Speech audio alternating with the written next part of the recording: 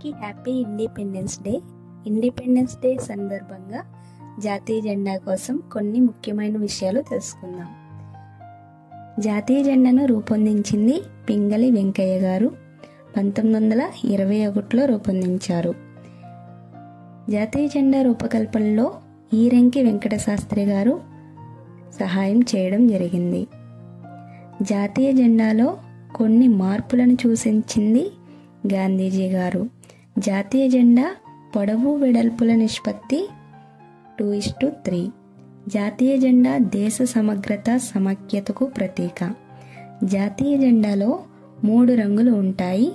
పైన కాషాయ రంగు ఉంటుంది. దీనినే కుంకుమ రంగు అంటారు. కాషాయ రంగు త్యాగానికి, ధైర్యానికి, సాహసం, దేశభక్తికి ప్రతీక. తెలుపు రంగు శాంతికి, సత్యానికి ప్రతీక. ఆకుపచ్చ రంగు సంపదకు, విశ్వాసం, పరాక్రమం, నమ్మకంకు, శ్రేయస్సుకు ప్రతీక. జాతీయ పతాకం మధ్యలో నేవీ బ్లూ రంగులో, ముదురు నీలి రంగులో అశోక చక్రం ఉంటుంది. చక్రస్థానంలో మొదట చెరక ఉండేది.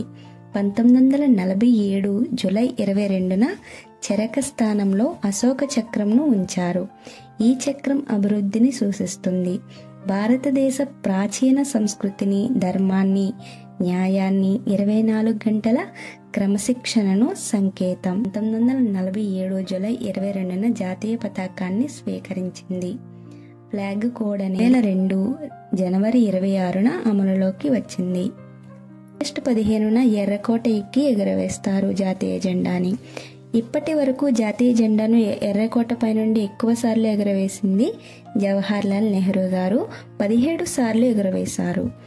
ఇందిరాగాంధీ గారు 16 సార్లు, అలాగే నరేంద్ర మోడీ గారు 2024 ఆగస్టు 15 నాటికి 11 సార్లు కాగా నేటితో 12 సార్లు ఎగురవేయడం జరుగుతుంది.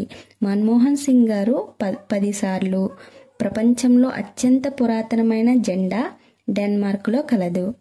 నైజర్